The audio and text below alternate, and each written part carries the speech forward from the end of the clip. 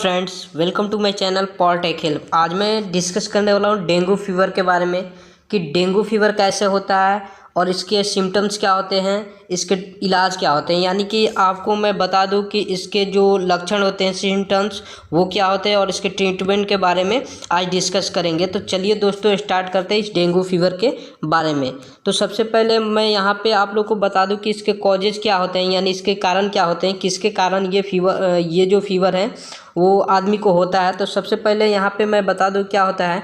यह एक इन्फेक्टस फीवर होता है। यानी कि इन्फेक्टस फीवर कहने का मतलब क्या कि यह एक संक्रामक रोग होता है और फीवर होता है, बुखार होता है। और जो नेक्स्ट है यहाँ पे आप समझ सकते हैं, यह फीवर मादा एडिज मस्कीटो के काटने के मतलब 5 दिन के बाद होता है। वैसे आप समझ सकते हैं कि ये जो डेंगू फीवर होता है वो मतलब मस्कीटो यानी मादा एडिज मस्कीटो के काटने के वजह से ये होता है। और ये जो मस्कीटो होता है इसके काटने के 5 दिन के बाद आदमी को क्या होता है, जैसे कि फीवर होता है, डेंगू फीवर होता है। और उसके बाद यहाँ पे आप देख सकते हैं ये कि ऐसे पेशेंट के ब्लड में क्या होता है, डेंगू वायरस बहुत अधिक मात्रा में होते हैं। यानी जिस पेशेंट को या फिर जिस आदमी को यह जो मादा एडिज मस्कीटो काट लेता है उस आदमी के ये बॉडी में क्या होता है, ये आप देख सकते हैं कि उसके ब्लड में डेंगू वायरस बहुत अधिक मात्रा में प्रेजेंट हो जाते हैं। तो आप समझ गए होंगे कि इसके कॉजेज क्या होते हैं। यानी कि सीधी बात यहाँ पे कहा जाए तो ये जो बीमारी होता है डेंगू फीवर, वो एक मस्कीटो के काटने से होता है। यानी आप यहाँ पे देख सकते हैं ये जो मस्कीटो आपको स्क्रीन पे दिख रहा है ये मादा एडिज मस्कीटो है, जो कि इसके काटने से डेंगू फीवर होता है। तो आप लोग समझ गए होंगे। अब इसके बाद मैं यहाँ पे आप लोग को बता दूं कि जैसे इसके कॉजेज ही अभी मैंने बताया यहाँ पे कि जो एडिज इजिप्ट जो मतलब क्या होता है, मस्कीटो होता है, तो उसी के कट करने से जिस इंसान को या फिर आदमी को ये मस्कीटो कट करता है उसके बाद वो क्या होता है, उस आदमी को जैसे कि आप समझ सकते हैं कि डेंगू फीवर होता है।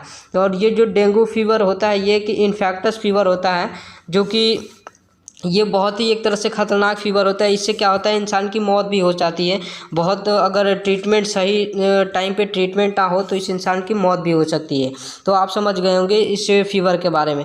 तो चलिए दोस्तों यहाँ से देखते हैं इसके सिम्टम्स क्या क्या होते हैं। तो सबसे पहले इसके सिम्टम के बारे में बात करूँ, इसके लक्षण के बारे में, तो आप यहाँ से देख सकते हैं कि इसके सिम्टम क्या होते हैं। लो प्लेटलेट्स लेस देन 1.5 लाख। यानी आपको मैं बता दूं कि जो ह्यूमन जो बॉडी होता है उसमें प्लेटलेट्स की जो मतलब मात्रा होती है वो 1.5 से लेकर के 4 लाख तक होती है। तो यानी इसमें कहने का ये क्या लिखा, इसके जो लिखा हुआ है यहाँ पे लो प्लेटलेट्स लेस देन 1.5 लाख, यानी 1.5 लाख जो है ये 1.5 लाख से जब प्लेटलेट्स कम होते हैं बॉडी के अंदर मतलब कम होते, इसका जो सिम्टम्स है वो इससे कम हो जाता है। यानी कि जब डेंगू फीवर जो होता है तो प्लेटलेट्स के बॉडी में क्या होता है, प्लेटलेट्स की कमी आती है, यानी 1.5 लाख से भी कम हो जाता है। और उसके बाद यहाँ पे आप देख सकते हैं हाई फीवर, यानी फीवर जैसे 100 डिग्री से लेकर के 102 डिग्री फ़ारेनहाइट तक हो जाता है, यानी फीवर आता है। तो आप समझ सकते हैं यानी कि तेज़ बुखार होना। और जो 3rd नंबर में है यहाँ पे आप देख सकते हैं बॉडी एक, जॉइंट पेन, यानी क्या होना, बॉडी में पेन होना, दर्द होना, जॉइंट में पेन होना, जोड़ में दर्द होना। ये मतलब डिफरेंट तरह के क्या होते हैं, बॉडी सिम्टम्स इसके होते हैं डेंगू फीवर होने के। और उसके बाद से आप यहाँ पे देख सकते हैं डिफ़िकल्टी इन वॉकिंग, यानी आप समझ सकते हैं कि चलने फिरने में तकलीफ़ होना। और सोर थ्रोट, गले में क्या होना, पैन होना, दर्द होना। और जो उसके बाद यहाँ पे नौसिया, वोमिटिंग, यानी जी घबराना और उल्टी होना। इस तरीके के इसके लक्षण होते हैं जो कि डेंगू फीवर के ऐसे लक्षण देखने को मिलते हैं। अब इसके बाद मैं यहाँ पे आपको और जैसे नेक्स्ट और क्या क्या हो सकते हैं इसके सिम्टम, तो यहाँ पे आप देख सकते हैं हार्ट बीट स्लो, यानी जो हार्ट बीट होता है वो स्लो काम करना, यानी उसकी गति में धीमा हो जाना, यानी स्लो हो जाना। और जो नेक्स्ट उसके बाद आप यहाँ पे देख सकते हैं डायरिया एनोरेक्सिया, यानी दस्त आना और भूख न लगना। जो नेक्स्ट है उसके बाद आप देख सकते हैं मेसल्स लाइक रेसेज, यानी वेजल्स क्या होते हैं, जैसे चेहरे पे क्या होता है या फिर बॉडी में क्या होता है, चकते के जैसा, मतलब वो उस पर सिम्बल्स आ जाना, तो इस तरीके के भी प्रॉब्लम होते हैं इस कंडीशन में। उसके बाद जो नेक्स्ट आप यहाँ पे देख सकते हैं, मम्स ऑल्सो कैन ऑकर्स, यानी मम्स होता है ना, जो गलछुआ होता है, यानी क्या होता है कि जो हमारे गाल होते हैं, चीक होते हैं, उसमें क्या होता है, सूजन सा आ जाना, तो उस तरीके का प्रॉब्लम भी होता है इस डेंगू फीवर में। और जो नेक्स्ट यहाँ पे डायरिया, यहाँ पे समझ सकते हैं कि क्या होता है, पेशाब में जलन होना, फिर कॉन्स्टिपेशन, कब्ज होना।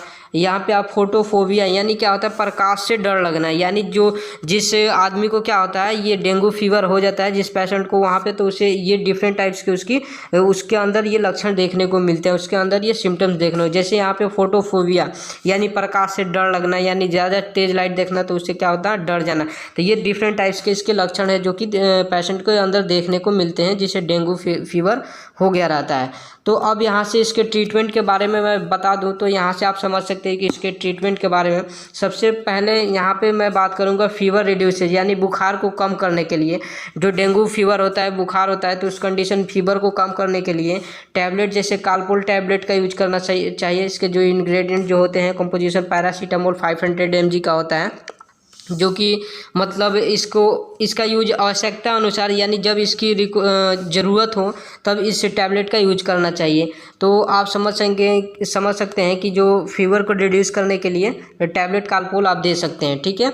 उसके बाद जो नेक्स्ट है, आप यहाँ पे देख सकते हैं नोजिया एंड वोमिटिंग, यानी नोजिया और वोमिटिंग को कम करने के लिए उस कंडीशन में आप टैबलेट रेंटेक डी, यानी कि रेंटिडाइन एंड डम्फ्रीडोन, ये जो इसके कंपोजिशन है, ये आप दे सकते हैं। डोज की बात करूँ तो एवरीडे 1 टैबलेट, यानी प्रत्येक दिन क्या आपको मतलब जैसे 1 टैबलेट लेना चाहिए, इसके रेंटेक डी टैबलेट का यूज करना चाहिए। तो इससे क्या होगा, जब मतलब आपको अगर नोजिया एंड वोमिटिंग का जो प्रॉब्लम है वो हो रहा हो, तो उसको कम करने के लिए आप टैबलेट ले सकते हैं, ठीक है। उसके बाद जो नेक्स्ट है, आप यहाँ पे देख सकते हैं, यहाँ पे एंटीबायोटिक्स के तौर पे आपको मैं बता दूं कि एंटीबायोटिक्स क्या होता है। जैसे जो बैक्टीरियल को ट्रीट करता है, बैक्टीरियल इन्फेक्शन को ट्रीट करता है, उस कंडीशन में उसके लिए एंटीबायोटिक्स का यूज किया जाता है। तो इसके जगह आप क्या लिख सकते हैं, जैसे कैप्सूल मॉक्सिकाइंड सी भी, इसके इंग्रेडिएंट आप यहाँ पे देख सकते हैं क्या है, एमोक्सिसिलिन एंड पोटेशियम कैलवेलुनेट, यानी ये इसके क्या है, इंग्रेडिएंट्स हैं। तो इसका यूज आप कर सकते हैं एंटीबायोटिक्स के तौर पे। जैसे इसके डोज के मैं बात करूँ तो 1 कैप्सूल सुबह शाम आप ले सकते हैं। और यहाँ पे एक चीज़ मैं और आपको बता दूँ कि इसके एंटीबायोटिक्स के तौर पे आप इंजेक्शन भी ले सकते हैं। जैसे मैं इंजेक्शन के बात करूँ तो यहाँ पे इंजेक्शन में आपको एमोक्सिसिलिन एंड पोटेशियम यहाँ पे कैलवेलुनेट का आप इंजेक्शन ले सकते हैं। यहाँ पे 1.2 mg का होता है। ऑगमेंटिन का इंजेक्शन भी लगा सकते हैं एंटीबायोटिक्स के तौर पे, ठीक है ये। और उसके बाद मैं बात करूँ तो आप यहाँ पे देख सकते हैं टैबलेट फेब्रेक्स प्लस का भी यूज कर सकते हैं। ये क्या होता है, इसके इंग्रेडिएंट्स होते हैं पैरासीटामोल, फिनाइलेफ्रिन एंड क्लोरोइफ्रामीन, ये जो इसके इंग्रेडिएंट्स होते हैं टैबलेट फेब्रेक्स प्लस का। इसकी भी डोज के मैं बात करूँ तो इसका डोज जैसे 1 टैबलेट सुबह शाम दोपहर, यानी तीनों टाइम क्या कर सकते हैं, 3 टाइम्स ले सकते हैं, इस टैबलेट का यूज कर सकते हैं, ठीक है। उसके बाद मैं बात करते हैं यहाँ पे पेन किलर के तौर पर, यानी क्या हो जो डेंगू फीवर होता है, तो जैसे इसमें पेन भी होता है बॉडी के अंदर पेन की, तो उस कंडीशन में आप पेन किलर को ट्रीट करने के लिए आप यहाँ पे इंजेक्शन ले सकते हैं। केटोजेन इंजेक्शन 1 AMP का आता है, जो कि इसके इंग्रेडिएंट क्या होते हैं, केट्रोलॉक टर्मेथामाइन होते हैं, ठीक है। और ये जो होता है इंजेक्शन मसल्स इंजेक्शन होता है, यानी कि ये मसल्स में इंजेक्शन को ले सकते हैं। तो आप समझ गए होंगे कि जो आपको डेंगू फीवर हुआ हो तो उस कंडीशन में आप ये डिफरेंट टाइप्स के जो मेडिसिन है इसका यूज कर सकते हैं, आपको जो मैंने अभी बताया। If you understand this video please like, subscribe and share my channel. Thanks for watching my video.